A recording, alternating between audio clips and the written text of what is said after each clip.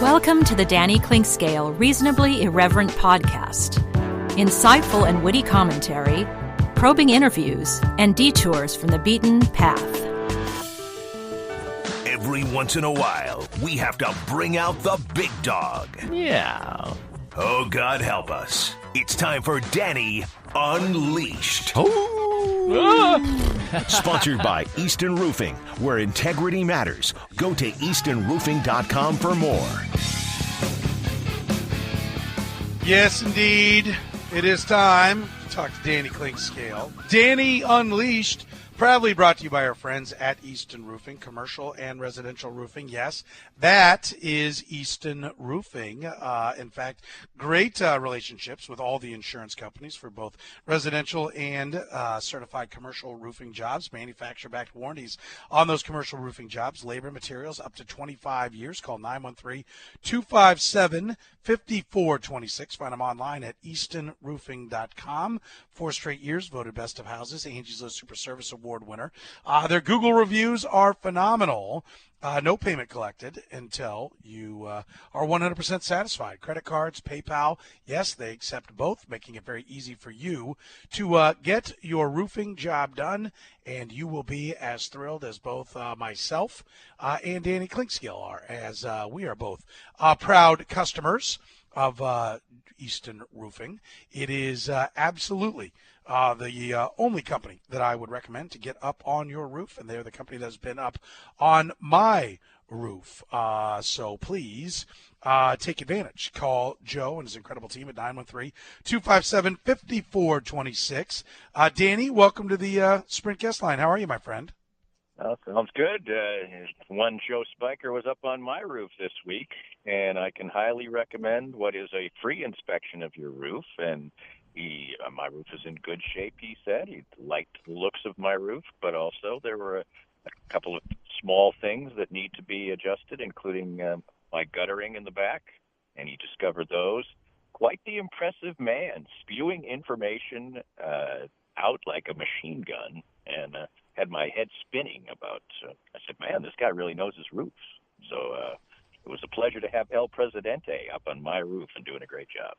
Yeah, absolutely. They always do a fantastic job. So thanks to Joe and his team. And, of course, hail damage is something that's becoming more of a norm right now. You can take advantage of getting a free estimate, a free inspection, and you will be quite pleased with the results.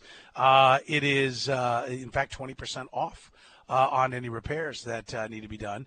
If you mention, you heard it right here on Sports Radio 810 WHP, so make sure you tell them when you call Joe and his crew, 913-257-5426, the inspection, the estimate, all free, 913-257-5426, and save 20% on any work that you need done right now. Call Joe and his great team, whether it's Charles or Austin, Chris, Dan, all the guys. Sam will she'll probably be the first person you talk to. They will be thrilled to take care of you. Locally owned and operated, family owned and operated, Easton Roofing, 913-257-5426.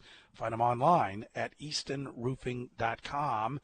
And Danny, are you getting excited that baseball is going to start? We'll make our way back to the Chiefs, but I wanted to change it up here for a little bit. We've talked Chiefs the whole first hour. Are you getting excited that what you're hearing is we're actually going to get baseball up and running and it's going to be successful? I guess I'm still in a wait and see, type of situation, because I've seen leagues around the world announce plans and dates, and then the dates end up sliding. So I'm excited to hear talk. I'm excited to hear that we are opening up a little bit, although I am very trepidatious as to the reaction of the public to what is supposed to be a measured step-by-step and careful comeback, that people are going to throw their hands in the air and think they've got a hall pass. But, for instance, the Bundesliga in German soccer was slated to start, I think, right today, and now it's back to the 15th, I think. And so there are some leagues that seem to have some fairly ambitious plans, and baseball is one of them. And it's nice to have dates out there. Sure, we'd love to see some sports of any kind. I think everybody's kind of wearying of watching old tournaments and games and things like that is, kind of cool at first to revisit those things. But I think we want real live action and also the curiosity of seeing what we're going to think when events are being staged without any fans. And now, for instance, the, 3-step plan that the governor of Kansas came out with does include, I think on the third step, that gatherings of over 2,000 can be had. And Kansas Speedway says that they are planning on having a race there at the end of May. This all sounds a little ambitious to me, but I do like hearing this type of thing, for sure. I can see a race. I don't see packed stands. That's right. That's where I'm at. I can see baseball. I don't see packed stands. And I think we need, everyone's always joked about, I've said from the beginning, these are unprecedented circumstances, so make sure you use what we're having to do. You study what we're doing so that any good that can come of it in the future, like maybe changing the NBA schedule, December to August. I'm all for finishing up last year, maybe an abbreviated playoffs or whatever it is, but finish up last year and then start the NBA in December, and let's see if that works. Let's see if that fits better. You've been wondering about it. You've been talking about it. Let's do it. Okay, and one of the things we've talked about is people say like, well, are we just going to end up playing sports in a television studio? Because that's what, that's where all the money is. Well, we got to, let's try. We don't want to try it, but now we got to. So let's study it. Let's see how it works. How many people do we really need there? What is the plan? I'm going to tell you that, there's going to be some fear that lingers on, after we hopefully get a vaccine sooner rather than later, we all hope. And so why not spend the whole time here trying to, try anything that you've wanted to try, because you've got to get out a jail-free card. No one's going to complain, right? Right. I think that people are going to accept sports on pretty much any terms right now. And, just like I played golf yesterday with my wife, and I'm absolutely certain that a couple of putts I hit would have gone in the hole if not for the convoluted flag stick that they had in there. But I accept that it had moved on. People, I think, are going to say, wow, it's kind of vacant here and there's lacking excitement when there's no fans in the stands at a baseball game or whatever. But, we've seen, you see games after rain delays and things like that in 95% empty stadiums anyway. The president of the United States obviously was quoted as saying, hey, I want to see baseball with fans in the stands. I don't want to see people sitting 4 or 5 seats away from each other. Well, if that's what we have to have in order to have some fans in the stands, one thing that I've thought of is super premium tickets for, hey, we only can allow safely 750 people in. Here's your you are you've got VIP access here to the arena, and it's going to cost you a premium, but you get to watch sports live. You get to be the person who does it. That seems to me like an idea that's, maybe not that gratifying for the people who are going to pay, but, the average Joe can just watch the game on TV, and the person who can get the super experience can pay through the nose for it. I can see things like that happening. But as you say, it's an experimental time. People want their sports, and they're going to take them in whatever dose they can get them in. I think Soren dropped for just a moment there. I wasn't aware of that. I'm kind of intrigued by the idea of the like how would you set it up? Like you have to have some kind of assigned seating situation where they have to set in a specific spot, right? You wouldn't right. one per row or middle of the section for something like that.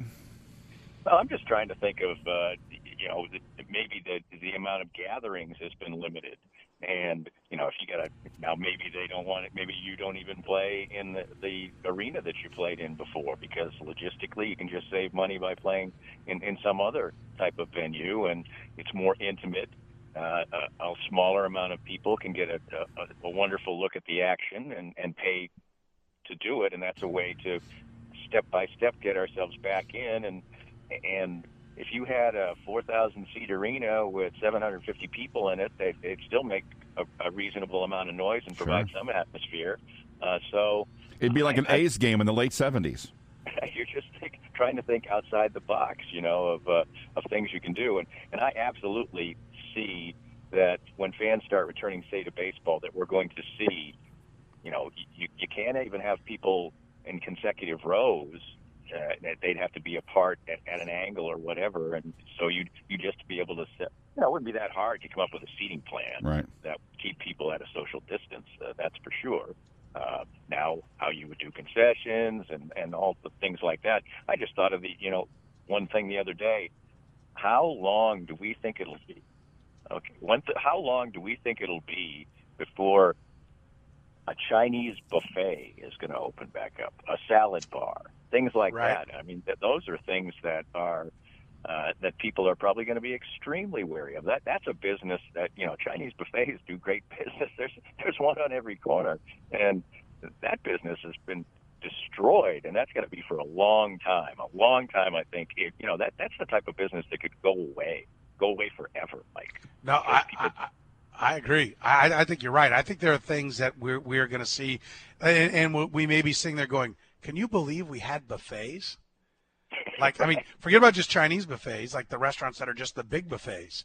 It's like that has every kind of food. But like the salad bars, can you believe there was a time where we'd actually just let everybody in the restaurant wander around, breathing up and around the food? We've always had the sneeze guards, and there are rules as to what you have to, how much you have to protect it. But I could see in the future where we look back on that and be like, can you believe doctors didn't used to wash their hands before they did surgery? And we're like, what the hell were they thinking? That's where our mindset goes. I hope not, because it means that we've had many more brushes with this kind of pandemic situation. I think you can make a buffet safe when you don't have this ultra contagious, very dangerous virus that's looming out there. It was safe. I mean, you didn't hear that, somebody committed code violations or something, but you didn't hear of just regular strains of some kind of disease that could be connected back to the How Chai buffet. I mean, you just didn't. So it was safe. But I think public attitudes will be a lot different too. But then again, there still is a significant amount of the population, I think, that thinks that all of this was overdone. And when we return, they're going to want to return to life as they knew it. And we'll just see how fast that happens. Well, and the reality is, and I think what everybody's going to have to understand is, yes, there are pockets of our population, our global population, where the precautions were grossly out of proportion. They were way overdone. But there are also pockets of our population where the precautions were grossly underdone. Mm-hmm. And, when 60,000 plus people are now dead and many, many more intensely sick, you can't say that it was overdone across the board, right? That's the reality. That's the challenge. It's kind of like I was talking about, we'll get to Breland here in a second. But I was talking about, if you're Roger Goodell, there isn't an easy way to just say, okay, this is what the guy deserves, because there's all the cases that will come after it, right? That there's the precedent that you're setting with any decision. Well, it's the same thing with this. There's no easy way. Yes, it was no doubt overdone for people that already, live by themselves out in the open, away from everything, aren't going to be going anywhere, don't have a lot of people around them, and saying that they can't once a week go to their, card game or go to the movies once or whatever. Yeah, that's probably overkill, but it's not overkill for the massive populations that live in cities, in densely populated areas. That's the problem, is everybody wants this perfect solution based upon them, their own selfish ass as to what it should be. And, reality is some people are always going to pay a steeper price, and some people are always going to be more inconvenienced than they should be. That's just life, folks. You got to get. A lot of people were sort of putting a sort of a value system on people's lives. Like if somebody was trying to argue against it, well, everybody who's, a huge percentage of the people who are dying are old. Well, they're dying when they wouldn't have died before. So do you just not value that at all? Do you not put a mask on when you go in a crowded store to help somebody else out? And, that we should have a little more humanity in that regard. And, I wear a mask in the crowded grocery store now. At first I didn't, and a lot of people don't. And, and I think in some regards I've gotten a dirty look or two when I've been wearing a mask from somebody, They're like, what are you doing, jackass? Yeah. So, wow. What have I lost? I haven't lost anything at all. Okay, it's a little warm under the mask. Big deal. That's right. You can talk through it. It's fine. Whatever. I mean, it's no big sacrifice for me, and because it's generally to be done for the other person, not really for you. Yeah, you're not wanting to spread anything that you have, although it does help as a barrier for you as well. Yeah, no, listen, I just think everybody – I don't like when there's so many layers to this, and we're not going to start going down the road, like how the money's getting handed out and where it's going and all that. The devil's always in the details, and there's always somebody that's going to take an opportunity of crisis to try to benefit from it. And there's lots and lots. I've seen grotesque price gouging on hand sanitizer. Grotesque. Oh. Yeah, but even just some of the people that are taking handouts, that are taking the government money, sure. Yes. that are companies that have huge no business. Huge companies that are taking small business loans. I will just tell you, and this is because the Democrats and Republicans both signed off on it, so I feel comfortable that I can't be, labeled bitching about one party over the other. But screw all of them that say that they're all for the small business guy, because you didn't put any protection in for him. Right. You didn't write the bill in a way that a huge company couldn't take advantage of it with some loophole. You failed. And I know people would say, like, well, if we didn't sign off, then we're villainized for what are we holding up the money for? To which I would say to the people that are bitching about that is like, hey, we need protection that we actually get the money. Right? One of the things I wish would be done is that any company that takes money has to employ back the same people that they had employed at the time that the pandemic started. So you don't see people that are like, you know what, this is a way to get rid of this guy and that guy and this guy and that guy. And by the way, I'm going to take a payday along the way. But listen, I know this. Just like I said, it's tough for Roger Goodell. I will tell you, it's tough for those congressmen and the senators and the mayors and the governors and the president. It's tough for all of them to try to find the solution that's going to make everybody happy. It doesn't exist. Let's move on. The Bashad Breeland situation, just for another perspective. We tackled a couple of things on it.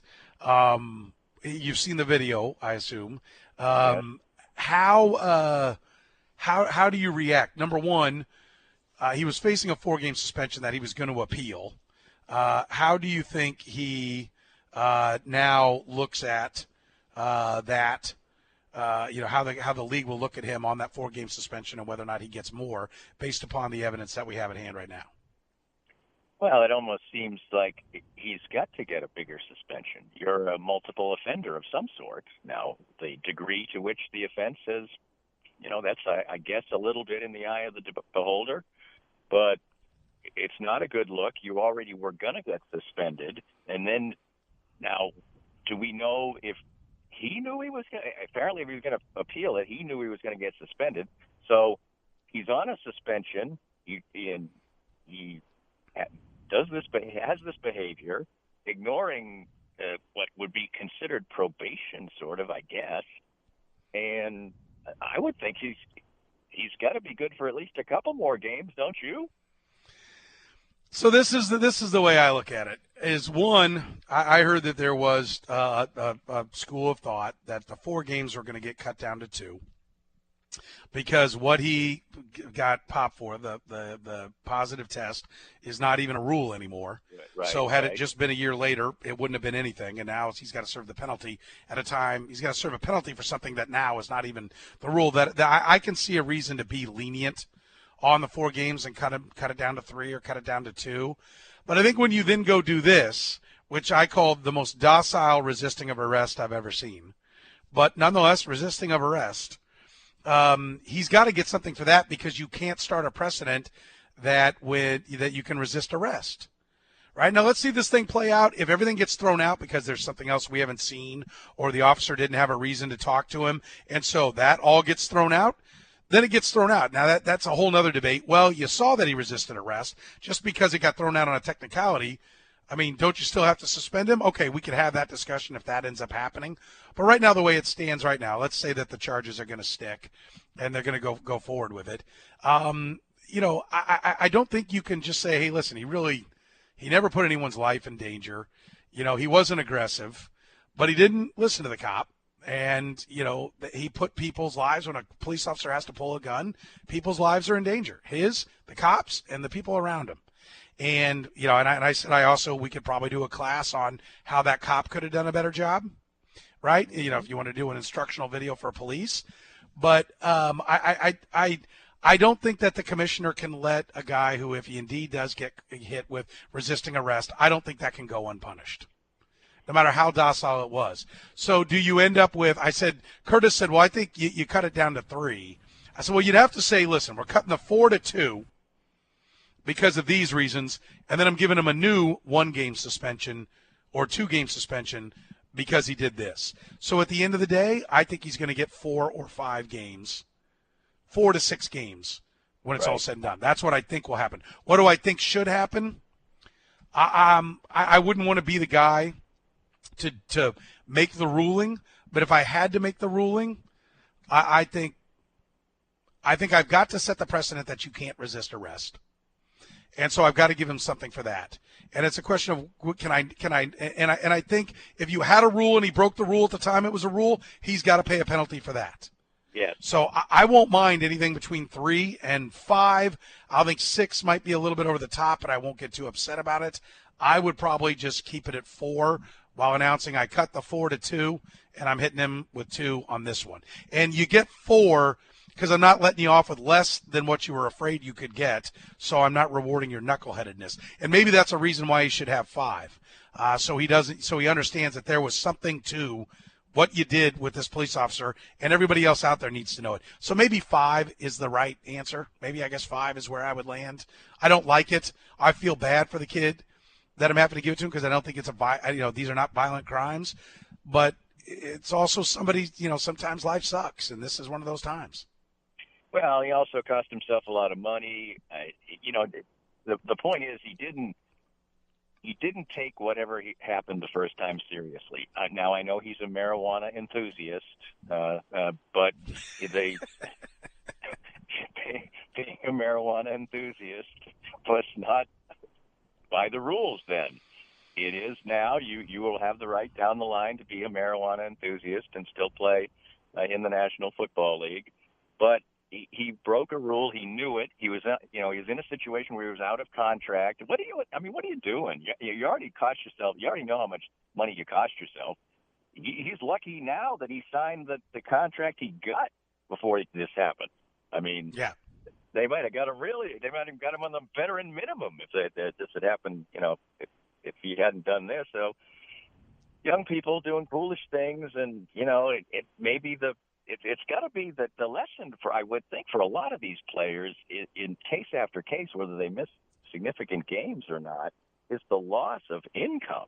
That's be it Tyreek Hill or, he's playing again, but he cost himself tens of millions of dollars.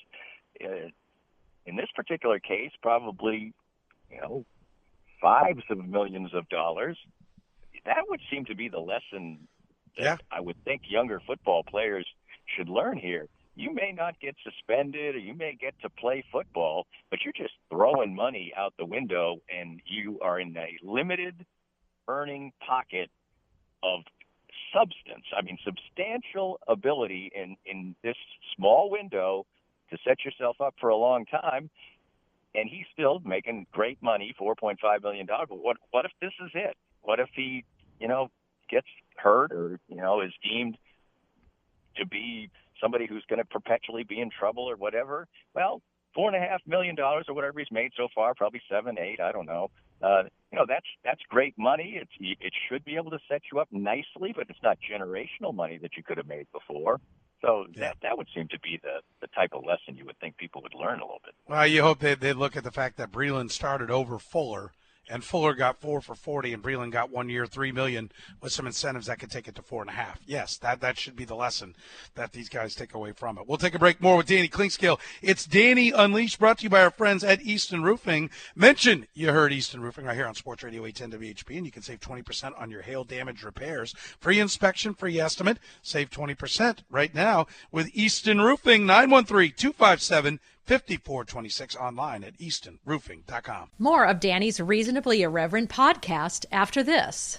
We're here with Joe Spiker, the CEO and president of Easton Roofing. And Joe, you had a great year in 2019, a record year. 2020 comes, things are moving smoothly along, and then the coronavirus comes. But your company seemed to be very ready, very proactive, and very ready to serve your customers well. Yeah, we adopted social distancing very early before the cities even put out the notices. And we started working from home. We are largely cloud-based as a company, so that transition was easy. Our technicians are wearing masks and gloves, and salespeople are not meeting with homeowners. We're doing everything digitally and doing everything we can to do our part to get over this as quickly as possible. So for any needs that people have right now, what's the best way to get in touch with you? Well, you can always call us, 913-257-5426. But the best way is to go to eastonroofing.com, put your information in, and we'll give you a call. Easton Roofing. Integrity matters. 2 players have rushed for 1,000 yards in each of their first 10 NFL seasons. Barry Sanders is one. Who is the other? Rush for how much? 1,000 yards in each of their first 10 NFL seasons. It wasn't Jim Brown. He had a 900-something in there 1 year. Wasn't Emmett. He was 900 his first year. Walter had a 900. He was 900 his first year. This man is 47 years old today. Eric Dickerson. Adrian Peterson. What the years? Adrian, he's 37 today. 37. I'm sorry, 47 today. Oh, I was going to say, I got a pretty good ballpark. So 47 is, yeah, give me the years. 95 to 04. LT? Jerome Bettis. Nope. LaDainian Tomlinson. Nope. Curtis Martin. Curtis Martin. The most underrated player maybe in the history of sports. I won't argue with you there. I would. He's one of them. He was never one. He was never the greatest running back in the league. I guess his greatness was based on longevity and consistency. But I mean, you don't even. His name doesn't even come up when you think about great running back. 11 seasons, 14,000 yards, 90 rushing touchdowns. He is the example that I would say, like, every Hall of Famer does not need to be in the discussion for the greatest player of all time. Right. Right. Right. I agree with that. I mean, I'm not trying to make the case that I'm just saying that he's so completely off the radar screen that we might have sat here for the rest of the day and not done this. But that's my point. He's a Hall of Famer because he grinded out good season after good season after good season, which, don't get me wrong, there might be some NFL head coaches that'll tell you that, like, that makes him the greatest player of all time, because what I want to know what I'm getting from a guy. And he was that. That's why I think Bill Parcells loved him so much and dragged him through 2 teams, is that you always knew what you were going to get from the guy, and you could plan around that. Okay, we get this from him. You knew what his value was because he was going to give you what he was going to give you. But the most underrated, like, I think that's like I use, the term great gets used too much. He was a great player. I don't mind great being used on him. But, like, we just can't say somebody was a great player. They've got to be the of all time. He was a Hall of Fame football player. Right, a Hall of Fame football player that I think you could actually say his name and somebody might not even be able to identify him. I agree, but I just don't think he's the most underrated player in professional sports, which was what you said. So I said I would. Yeah, and that's probably overstated in the heat of the moment. But I mean, that's right. He's just so under the radar. I mean, I'm trying to think of a sports equivalent to him. His career, to me, I guess, somewhat. I'm talking across purposes here because, for instance, I don't think Carlos Beltran should be a baseball Hall of Famer, and I think he's kind of a comp to Curtis Martin. But I think Carlos Beltran is more well known than Curtis Martin. Yeah, I would agree. And Curtis Martin played in New York. Speaks to how crappy the Jets are.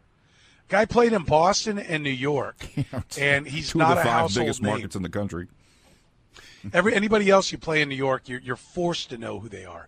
We know who every turd Knick is because SportsCenter won't quit talking about the Knicks. They haven't peed a drop in the standings for 10 years. Yet the Knicks are we spend 20% of the time of any NBA conversation on ESPN talking about the Knicks. How could you not be more well-known being a Jet? The Jets don't even get run in New York. Yep. Right. And the Patriots. You played the Patriots, when they were good. I mean, they weren't the Patriots quite then yet, but they were a good team, a good franchise then. Playing for GoodSense, we were. GoodSenseSubs.com is where you put in your order. They'll bring it out to you curbside. You pick the time, show up, and they bring it right out to you. And, of course, I just keep telling people, and I've gotten a lot of great feedback from folks, those GoodSense to-go meals, hugely popular. Their pastas, yes, like their chicken Alfredo pasta, their spaghetti and meatballs, which my daughter loves, the penny and meatballs she loves. You can get those, but also things like meatloaf, naked chicken and veggies, lasagna, classic pot roast, grilled Alaskan salmon. Get it all. Go to GoodSenseSubs.com, put in the time, show up. Those are all just $5 right now during this time. It's a great thing to get a whole bunch of them. Don't just get tonight's. Get 2 or 3 of them, and you got the next night's meal or the next day's lunch, and they're great for taking over to loved ones who really are at risk, whether they be older or have health concerns. It's a great way to give them a wonderful meal. Just warm it up and serve. It's the Good Sense to-go meals. Very popular. Good Sense, locally owned and operated, founded right here 30 years ago in Lenexa, Kansas. So thanks to our friends at Good Sense and those great Good Sense to-go meals. And, of course, their wonderful sandwiches as well. And you can buy the meats and cheeses, $5 a pound at Good Sense as well. Danny, by the way, do you want to know the answer to the question of how long the interior of your parked car will stay cool when you run the air conditioning during a commercial break and then come back from the commercial break and turn the car off? The answer is about 45 seconds before you're dying, which is about the reason I was trying to crack the windows there at the start of this segment. Well, it's good. It's good. Another argument for not leaving your pet or your child inside the car. It got hot in here in an instant, and the sun isn't even out. I know. It is. It's a great point. That's a great reminder. Well, how about I drop during the first segment, and I'm sitting there talking, and you don't say anything back, and I'm like, well, we lost Danny. His phone dropped out. That's too bad. Listen, you got to bear with us, though. Danny'd normally be in studio, but, he's not there. And, we all have challenges, right? So we'll get Danny back on the line. But he was talking about, baseball and how they're going to have fans in and blah, blah, blah, blah, blah, blah, blah, blah, blah, blah, blah, blah, blah, blah, blah, blah. And I'm going, and I'm like, we'll have him right here in a second. And I'm like, I think at some point Jed would be like, hey, can't get him. Or how about Curtis chime in and say something? Blah, blah, blah, blah, blah, blah, blah, blah. I'm finally like, hey, somebody want to give me a heads up? Where are we with Danny here? And then I hear nothing, and I look down at my little machine, and I'm like, oh, there are no numbers. I'm the one who dropped. It wasn't Danny. It was me. I finished my thought. I'm like, well, that idea went over like a lead balloon. Soren is just speechless. Yeah. I was like, oh. I finished the thought, and I said, well, that was I came up with this thing about premium tickets, and a small amount of people in the arena. And I think, boy, Soren thinks that idea sucks. No, I actually was really intrigued, and I feel bad. I don't want to make the listeners listen again, but I really wanted to hear your premium seat idea, and that's when I was out. And then right about when I realize it, and I'm like, oh, I got to connect again. I get Jed's text. I don't know if he just sent it or he just figured it out or what. Because like if I drop when Danny's talking, right? Because I thought Danny dropped mid-sentence. So until it's my turn to talk again, nobody knows I'm down. So the same way I didn't know I was out, Jed didn't know I was out. And so I'm going on, and right when I connect, I get this text. You dropped. Yeah, I know. But I wanted to hear the premium seat idea. Give me the 15-second version. Well, it's just that you could play either in the venues you have or play in smaller venues and charge if you want to recoup some income, you could charge a very high premium for a super VIP experience for like 750 fans. It would provide at least a little bit of an atmosphere. It would be wise to make it expensive, or maybe not. Maybe make it a lottery. I don't know. And just have a very limited amount of people at easy social distancing, so you have at least some kind of atmosphere and maybe create some kind of income. Well, I can tell you, if Danny's point earlier during the Chinese buffet portion of our discussion ends up being accurate, those of you in the crown seats are screwed. You're going to be paying more because there ain't going to be no more crown seat buffet, and you're going to end up having to pay for a full-on restaurant, which means your prices are going up. Right, I think so. And if you're also, the franchises will probably sell the idea of safety, while others congregate close to each other in the stands. The huddled masses have to get together in Coronaville. You just get to drink Corona at a social distance in your lovely and well-appointed suite at double the price you paid before. Yeah, it's going to be interesting. I mean, you're right. There are going to be things in our life that change and are never the same, whatever they might end up being. We're talking to Danny Cleanscale. It's Danny Unleashed, brought to you by our friends at Easton Roofing. Danny, the draft overall, were you pleased with the haul? Did you like what they did? I think I was completely, the Chiefs went in good shape. They came out in good shape. I think they did a good job. Taking a running back in the first round, dicey, but if he's a good, the only thing about that draft that I pointed out, and I did a podcast on this on Monday, is that they did pick the very first running back, so you're always going to be compared to the other running backs. However, he could be a tremendous player for the Chiefs. Somebody else could be, 3 other backs could be really better, but they may not have been what you wanted for the Chiefs, and you may have contributed to a couple of Super Bowls for the Chiefs, so that's aside. My only really unleashed thing about the draft was really the William Gay selection, and not that I wouldn't have selected the guy, and what he did was youthful indiscretions for the most part, but just the Chiefs now have a complete and utter hall pass on all character questions because the Tyreek Hill roll of the dice worked for them. There would be no wasp if there was no Tyreek Hill. Chiefs fans probably, it's complete eyewash for the Chiefs. But the reaction of Andy Reid was so football coach-ish, his comments about it. Of course, they said they did their vetting and all that. You're going to get that now. And I don't want to really hear about character anymore anyway, because it's all a bunch of baloney and nobody, they really don't care about it. They just have to answer questions about it when there are some quote-unquote character questions. But Andy Reid actually said, I'm less concerned about the incidents themselves than I was to find out how he reacted to adversity. Well, to me, I'm sorry. Adversity would have been if William Gay had some kind of a disease or very strong. The Steelers running back beating cancer. That's right. Seeing how a guy reacts to adversity. Real injury, or his mother had breast cancer or something, or there was illness in his family. No, his adversity was the fact he had to miss football games because of his own actions. I mean, are you kidding me? What if but we're grading him on our scale, right? Or you're grading him on your scale. I'm going to distance myself from you here for a second, Danny. Socially, but also ideologically. But because I appreciate the strong opinion, right? That's what we're about here. And let me say this. I thought Tyrann Mathieu really made me think. And you guys figure out which one it is where he mentions. I think it's the one where he answered the question to second chances, right? And he said something, and it really made me think, which he always does. Tyrann Mathieu is probably my favorite guy on the team. I was like, after this conversation today, I was like, I got to go just buy a Tyrann Mathieu jersey just to support Tyrann Mathieu. Even though I'm, a old fat toad and jerseys look pathetic on me now. I think I might buy one just to have one. But he said, do you have it? Are you sure it's in there? Okay. Well, let's see. If nothing else, we'll have fun ripping Curtis.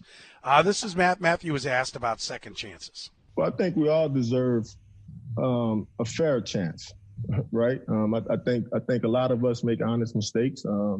I think a lot of us grow up in certain environments and we think certain things may be normal. And, so it's a challenge for a lot of kids. And I'm hoping that they can realize that. I'm hoping that they can see that.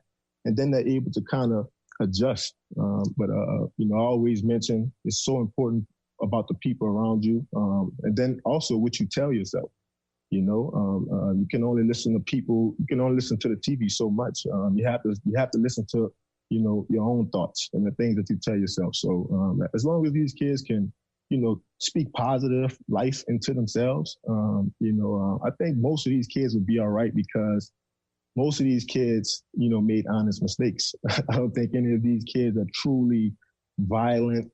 I don't think that that's the issue. I think it's softer than that. So, you just hope that these kids understand that and that they just, fall forward. All right, I want to follow that up. So file that away. Where they're from and a fair chance. I mean, the way he phrased that really had me thinking. And let me give you this one as well. When he came out, Bill Polian bombed him when he was drafted on draft day. Said no, wouldn't even be on my board. This guy let his team down. Let his teammates down. Absolutely not. It basically said he's the worst guy possible, right? So, and this is number 4, right, Jed? Isn't that the one we're going to? Yeah. So I asked him about that because I had forgotten about that, but the Zone played it earlier this week, or maybe it was last week. I don't know, whenever they played it, and I was like, oh my God, I totally forgot about that. Napoleon just ripped him when he was picked, and I didn't here's Tyrann Mathieu, taking some time out today in his home, like all of us, and I don't want to be like, hey, remember that day that guy just crapped on you, said you just were, but he did, he crapped on him, man. There is no better way to put it than Bill Polian crapped on Tyrann Mathieu. And so I asked Mathieu if he was driven by, people who doubted him. I said Bill Polian. I said if he was driven by those who doubted him when he came into the league. Yeah, absolutely. I probably said I had a big part in really driving me. Because I knew a lot of the things that were being said about me just wasn't who I am, and my teammates could probably say that. And I'm sure that's why a lot of those guys, still respect me to this day. I always look back on it and I say that, I'm thankful that, I had great people around me. And you hope the same for these young kids because they're going to get a lot of money. Things going to be a lot different. And that's what I tell them, to try their best to identify the good people in their life and not the people that make you feel good, right? It's the people that tell you the honest truth. And the quicker they can do that, the quicker they can transition to truly embracing the life of being a professional. Because at first it's going to be difficult for them. A lot of people pulling at them, man. But I think the difference with these guys and the difference with me is that I love football. And if you can get the guy that loves football, he'll find a way to really make it work. And that's important. That's important. I came upstairs after Tyrann Mathieu because they had like a little break before. I think it was Mathieu, and then we were waiting for LDT to get to his break at the hospital. How amazing is that? We're waiting on an NFL player to get to his break where he's helping to fight COVID at a hospital. And so they're like, listen, you got about 15 minutes. And I came upstairs and my wife said, how's it going or whatever. And I said, Tyrann Mathieu's amazing. And she's like, why? Tell me why. What about it? I said, I consider myself, reasonably educated, right? I got a college degree, that's it, and a glorified liberal arts degree at that. So I'm nothing special when it comes to the education, but I've got an education, right? I said, he would be fascinating to talk to if you were a doctor, if you had doctorates on your wall. Like Eric Eager would enjoy talking to Tyrann Mathieu. And because he is so bright and so grounded and, I said, but then again, there are guys that come into this league, and this is where I say where you come from.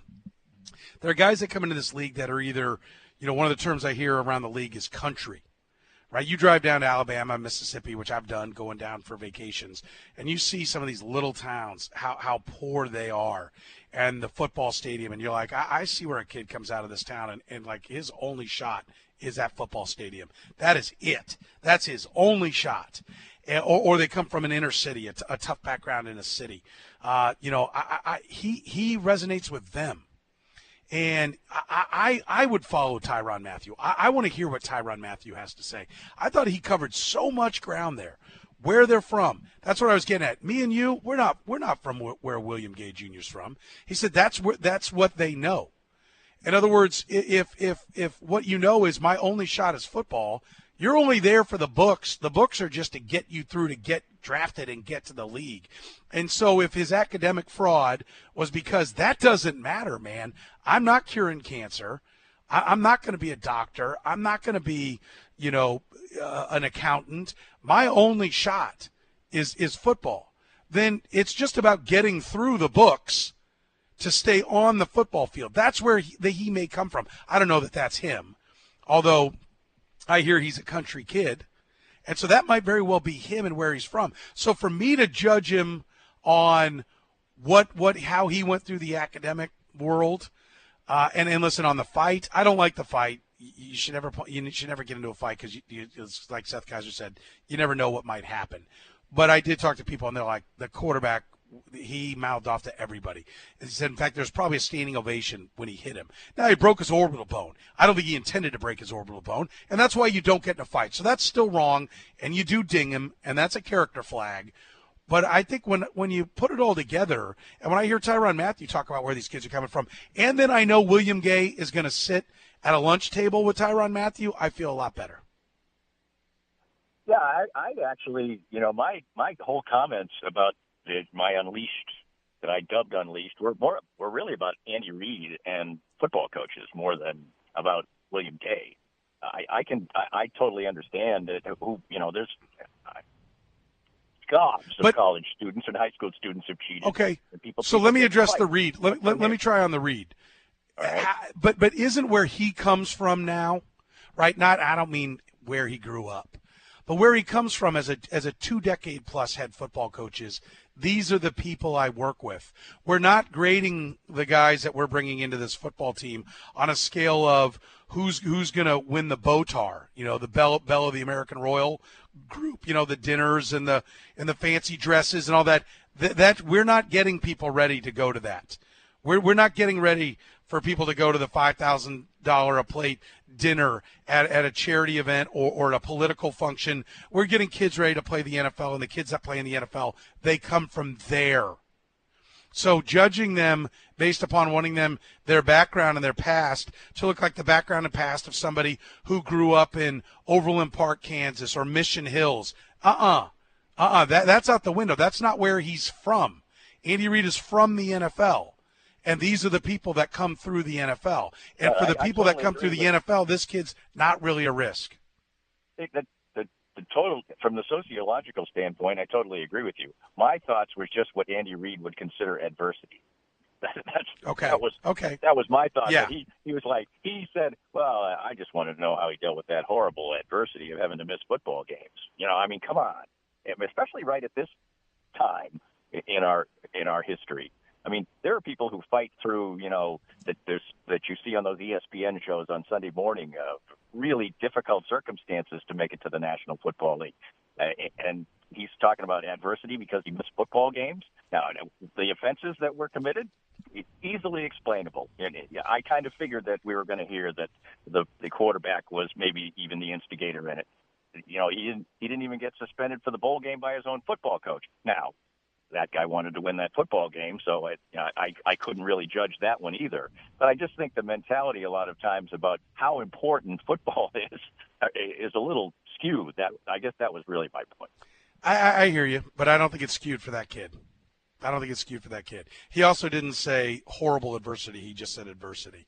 To be clear, he didn't extend it out. He just said adversity. And I think for that kid, if that's your only way out, that is adversity. Let's take a break. Danny Clinkscale's with us. It's Danny Unleashed, brought to you by our friends at Easton Roofing. Find them online at eastonroofing.com. More of Danny's Reasonably Irreverent podcast after this. We're here with Joe Spiker, the CEO and president of Easton Roofing. What's the difference at this time of year as we head toward the warmer months for homeowners, and what should they be looking at, coronavirus or not? If you didn't do a good job of home maintenance in the fall, cleaning your gutters out, when we get the spring rains, that can be a real problem. So you want to make sure that you've done a good job on your home maintenance, cleaning your gutters out. We can help with that. I always tell people they never get their roof inspected. They get their furnace inspected once a year, but they never get their roof inspected. And we do the inspection on your roof for free. So you call, you make an appointment, and we'll show up, do the inspection. It's free. You should have your roof looked at once a year. Take advantage of us. And most likely you're fine. And if there's a problem, hopefully we can get out in front of it and save you money in the end. So for any needs that people have right now, what's the best way to get in touch with you? Well, you can always call us, 913-257-5426. But the best way is to go to eastonroofing.com, put your information in, and we'll give you a call. Easton Roofing. Integrity matters.